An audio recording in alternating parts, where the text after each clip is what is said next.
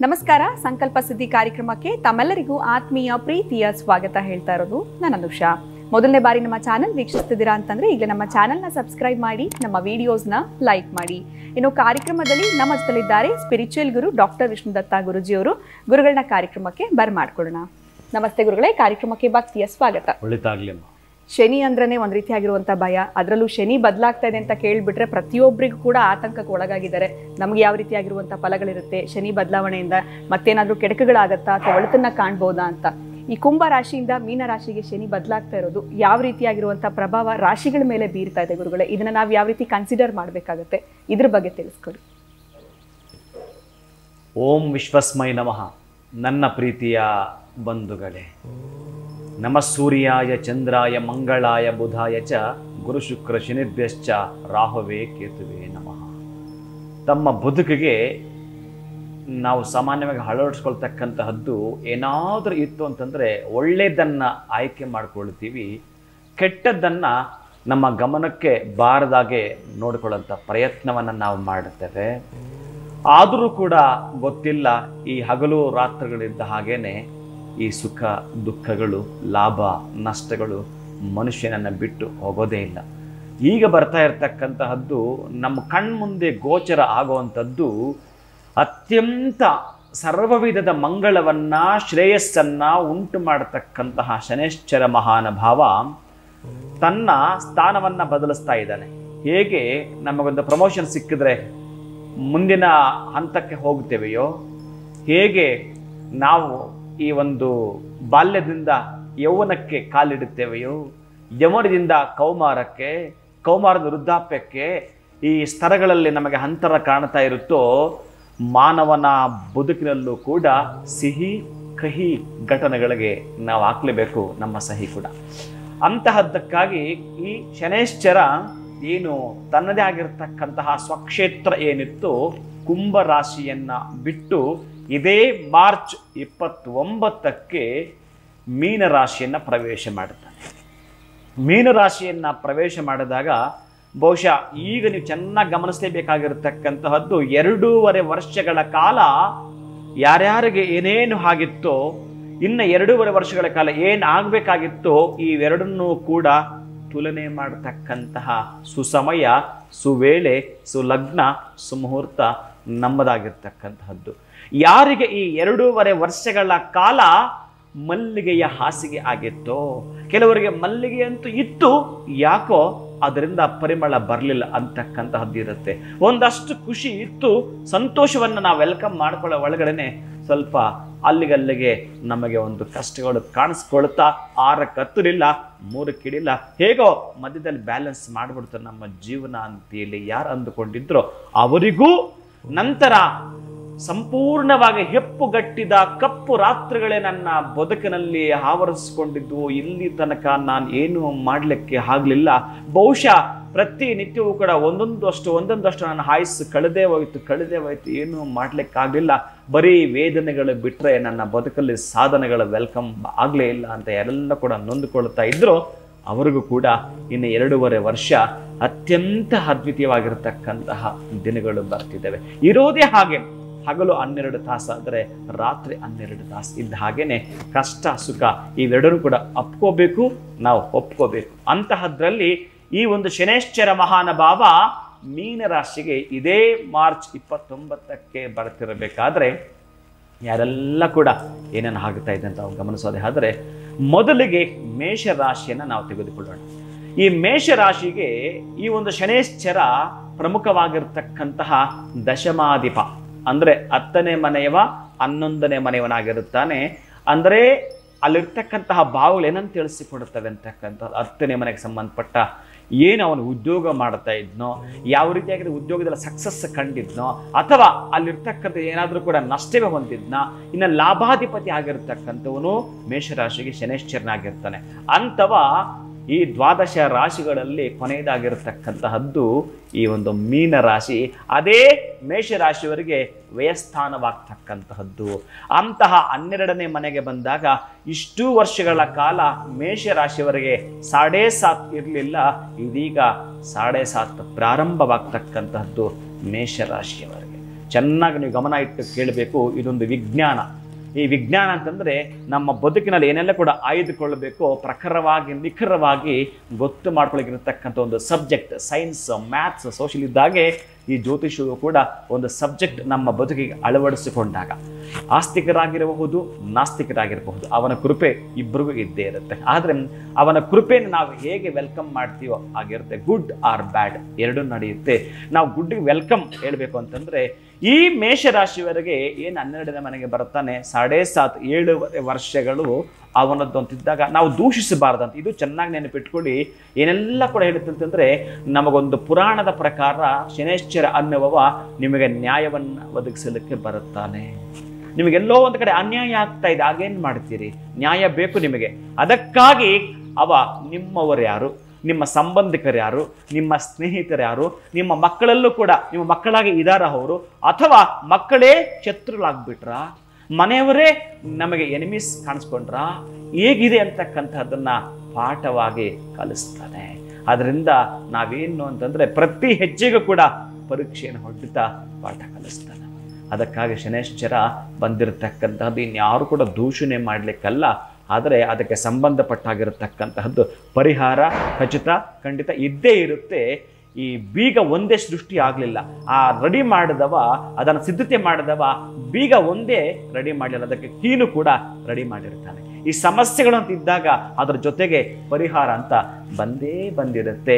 ಈ 7.5 ಇದ್ದಾಗ ನಾವು ಯಾವುದಕ್ಕಾಗಿ ಯಾವುದನ್ನ ಪರಿಹಾರ ಎಲ್ಲಿ ಮಾಡಿಕೊಳ್ಬೇಕು ಅಂತಕ್ಕಂತಹದ್ದು ಕಟ್ಟಪ್ಪಣ. ನಮಗೆ ಹೆಲ್ತ್ ಕೆಟ್ಟರೆ ಹೇಗೆ ಡಾಕ್ಟರ್ ಬಳಿ ಹೋಗ್ತೀವೋ, ಹೆಲ್ತ್ ಕೆಟ್ಟಲಿಕ್ಕೆ ಕಾರಣ ಏನು ಅದನ್ನು ಕೂಡ ತಿಳ್ಕೊಳ್ತಾ ನಮಗೆ ಬಂದಿರತಕ್ಕಂಥದ್ದು ವಾಟರ್ ಇನ್ಫೆಕ್ಷನ್ ಇಲ್ಲ ಫುಡ್ ಅಲರ್ಜಿನ ಏನಾಗಿದೆ ಅಂತ ತಿಳ್ಕೊಂಡು ನಾವು ಮುಂದುವರಿತೀವೋ ಭಾಗಶಃ ನಾವು ಅದರಿಂದ ಹೊರಗೆ ಬರ್ತೀವಿ. ಇಲ್ಲೂ ಕೂಡ ಹಾಗೇನೆ ಖಚಿತವಾಗಿ ಕೂಡ ನಾವು ಆ ಸಮಸ್ಯೆಯಿಂದ ಹೊರಗೆ ಬರಲಿಕ್ಕೆ ಸಾಧ್ಯ ಇದೆ ಆ ರೆಮಿಡಿನ ನಮಗೆ ಅಪ್ಲೈ ಮಾಡಿಕೊಂಡಾಗ.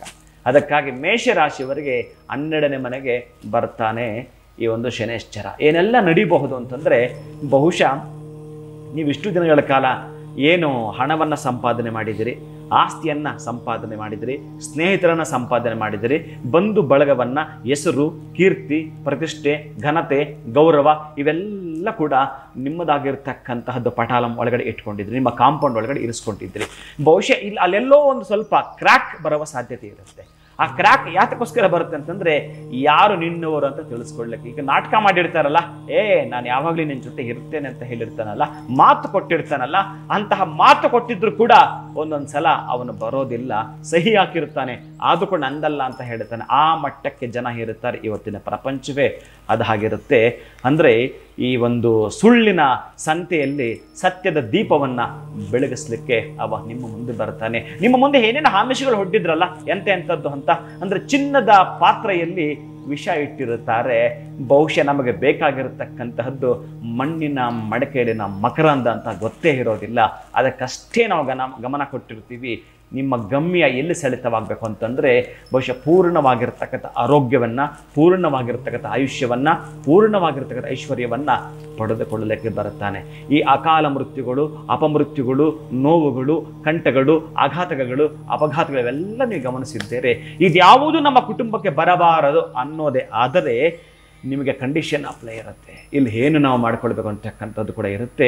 ಬೇರೆ ಇನ್ನೇನೋ ಹೇಳಿ ಭಯಪಡಿಸ್ತಕ್ಕಂಥದ್ದು ಅಲ್ವೇ ಅಲ್ಲ, ನೀವು ಅದನ್ನು ತೆಗೆದುಕೊಳ್ಳಲೇಬಾರದು. ಯಾರು ಏನೇ ಹೇಳಿದ್ರು ಕೂಡ ನೀವು ತೆಗೆದುಕೋಬೇಕು. ಅವನ ಪ್ರಾರ್ಥನೆ ಒಂದೇ ಪರಿಹಾರ ಸಾಧ್ಯ. ಪ್ರಾರ್ಥನೆಯಿಂದ ಪರಿಹಾರ ಬಹಳಷ್ಟು ಸಾಧ್ಯವಿರುತ್ತೆ.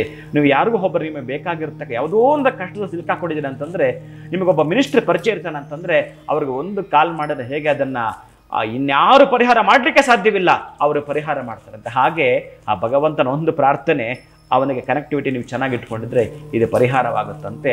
ಅಂತಹದ್ದು ಏನು ನೋವುಗಳಿದ್ರು, ಏನೇ ದುಃಖವಿದ್ರು, ಎಂತಹದ್ದೇ ನಿಮಗೆ ತೊಂದರೆ ಬಂದರೂ ಕೂಡ ನಿಮಗೆ ಸಂಬಂಧಪಟ್ಟಾಗಿರತಕ್ಕಂಥದ್ದು ಮಾರ್ಚ್ 29ನೇ ತಾರೀಕು ಮೇಷರಾಶಿಯವರು. ಅದರಲ್ಲೂ ಕೂಡ ಅವತ್ತು ಎಂಥ ಅದ್ಭುತ ಅಂತಂದರೆ, ಈ ಅಮಾವಾಸ್ಯೆನಲ್ಲಿ ಬಹುಶಃ ನಾವು ಎಲ್ಲ ಮಾತಾಡ್ಕೊಳ್ತೀವಿ, ಅದು ಪಿತೃಗಳಿಗೆ ಸಂಬಂಧಪಟ್ಟಿದ್ದು. ಅಮಾವಾಸ್ಯೆಯಲ್ಲಿ ಕೂಡ ನಾವು ಏನೇ ಯಾಗಗಳು ಮಾಡ್ತೀವೋ, ಶನೇಶ್ವರನಿಗೆ ಇಷ್ಟವಾದ ತಿಥಿ ಅಂತಂದರೆ ಅದು ಅಮಾವಾಸ್ಯೆ ಆಗಿರುತ್ತೆ. ಅಂತಹ ಶನಿ ಅಮಾವಾಸ್ಯೆ ದಿವಸವೇ ಅವನ ಸ್ಥಾನ ಪಲ್ಲಟವಾಗ್ತಾ ಇರತಕ್ಕಂತಹದ್ದು, ಮತ್ತೊಂದು ಗೋಚರವಾಗ್ತಕ್ಕಂಥದ್ದು, ಅಗೋಚರವಾಗಿರ್ತಕ್ಕಂತಹದ್ದನ್ನು ವಿಶೇಷತೆಯನ್ನು ಶನೇಶ್ವರ ಕೊಡತಕ್ಕಂಥದ್ದಾಗಿರುತ್ತೆ. ಅದರ ಇಂಡಿಕೇಶನ್ ನಮ್ಗೆ ಇಲ್ಲೇ ಗೊತ್ತಾಗ್ತಾ ಇದೆ. ಅಮಾವಾಸ್ಯೆಯಲ್ಲಿ ಶನೇಶ್ವರ ಸ್ಥಾನ ಪಲ್ಲಟ ಮಾಡ್ಕೊಳ್ತಾ ಇರತಕ್ಕಂಥದ್ದು. ಅಂತಹ ದಿನದಲ್ಲಿ ನಿಮಗೆ ಗೊತ್ತಿರತಕ್ಕಂತಹ ಕಡೆ ಎಲ್ಲಿಯಾದರೂ ಒಂದು ಕಡೆ ಅವತ್ತು ಬಿಂಬ ಕುಂಭ ಮಂಡಲಕ್ಕೆ ಸಂಬಂಧಪಟ್ಟಾಗಿರ್ತಕ್ಕಂಥ ಒಂದು ಯಜ್ಞವನ್ನು ಮಾಡಿಕೊಳ್ಳೋ ಮುಖಾಂತರ, ಬಹುಶಃ ಎಲ್ಲದಕ್ಕೂ ಅತಿ ಅಂತ ಹೇಳ್ತಾನೆ, ಈ ಯಜ್ಞಕ್ಕೆ ಅತಿ ಅಂತ ಹೇಳಲೇ ಇಲ್ಲ.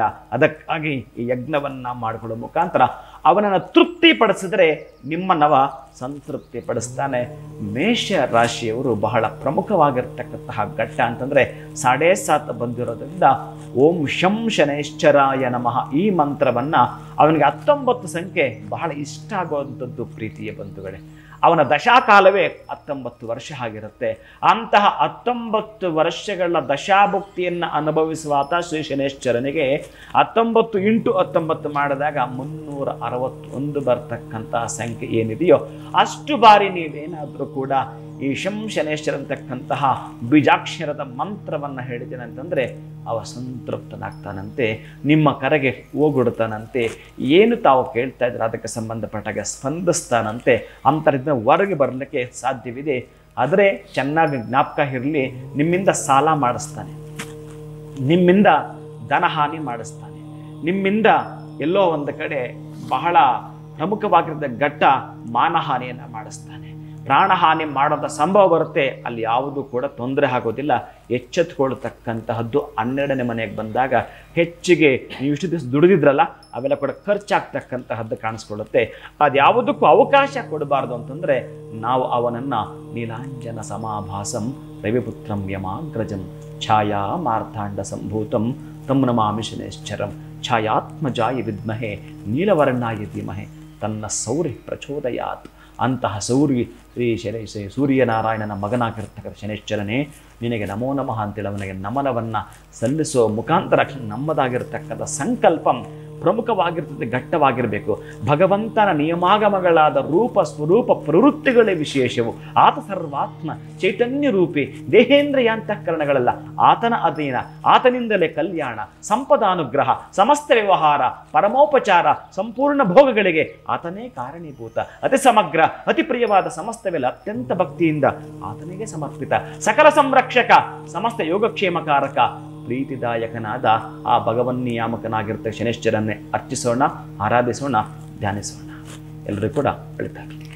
ಖಂಡಿತವಾಗ್ಲೂ ಗುರುಗಳೇ, ಶನಿ ಬದಲಾವಣೆಯಿಂದ ಭಯ ಪಡುವಂಥದ್ದು ಬೇಡ, ಆತಂಕಕ್ಕೆ ಒಳಗಾಗುವಂಥದ್ದು ಬೇಡ, ಯಾವ ರೀತಿ ಇರುತ್ತೆ ಫಲಾನುಫಲಗಳು ಅನ್ನೋದ್ರ ಬಗ್ಗೆ ತಿಳಿಸ್ಕೊಟ್ರಿ. ತಮ್ಮ ಸಾರಥ್ಯದಲ್ಲಿ ಏನಾದರೂ ವಿಶೇಷವಾಗಿರುವಂಥ ಕಾರ್ಯಕ್ರಮಗಳನ್ನ ಹಮ್ಮಿಕೊಂಡಿದ್ದೀರಾ, ಅದರಲ್ಲಿ ನಾವು ಪಾಲ್ಗೊಳ್ಬಹುದಾ, ಇದ್ರ ಬಗ್ಗೆ ತಿಳಿಸಿ ಗುರುಗಳೇ.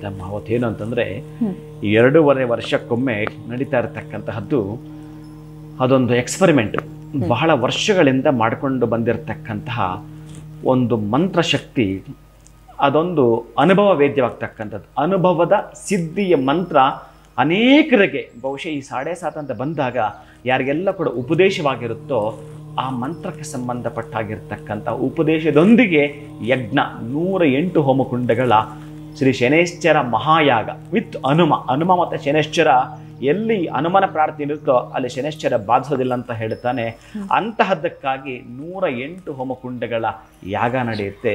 ಅಲ್ಲಿ ಪ್ರೀತಿಯ ಭಕ್ತಾದಿಗಳು ಭಾಗವಹಿಸಬಹುದು. ಖಂಡಿತವಾಗ್ಲೂ ಗುರುಗಳೇ, ಕಾರ್ಯಕ್ರಮದಲ್ಲಿ ಇಷ್ಟೆಲ್ಲ ಮಾಹಿತಿ ನೀಡಿದ್ದಕ್ಕೆ ತಮಗೆ ಧನ್ಯವಾದಗಳು. ಹರೇ ಶ್ರೀನಿವಾಸ. ಇನ್ನು ಮೇಷ ರಾಶಿಯವರಿಗೆ ಶನಿ ಬದಲಾವಣೆಯಿಂದ ಯಾವ ರೀತಿಯಾಗಿರುವಂತಹ ಫಲಾನುಫಲಗಳಿರುತ್ತೆ ಅನ್ನೋದ್ರ ಬಗ್ಗೆ ನಮಗೆ ಗುರುಗಳು ತಿಳಿಸ್ಕೊಟ್ರು. ಜೊತೆಗೆ ಮಾರ್ಚ್ 29ನೇ ತಾರೀಕು ಶನಿ ಬದಲಾವಣೆ ಆಗ್ತಾ ಇರೋದ್ರಿಂದ ಶನೇಶ್ವರ ಹೋಮದ ಕಾರ್ಯಕ್ರಮದ ಕುರಿತಾಗಿ ಕೂಡ ತಿಳಿಸ್ಕೊಟ್ಟಿದ್ದಾರೆ. ಇದರಲ್ಲಿ ನೀವು ಕೂಡ ನೇರವಾಗಿ ಭಾಗವಹಿಸಿ ಅಂತ ಹೇಳ್ತಾ ವಿಡಿಯೋನ ಮುಗಿಸುವಂತಹ ಸಮಯ ಆಗಿದೆ. ನಮಸ್ಕಾರ.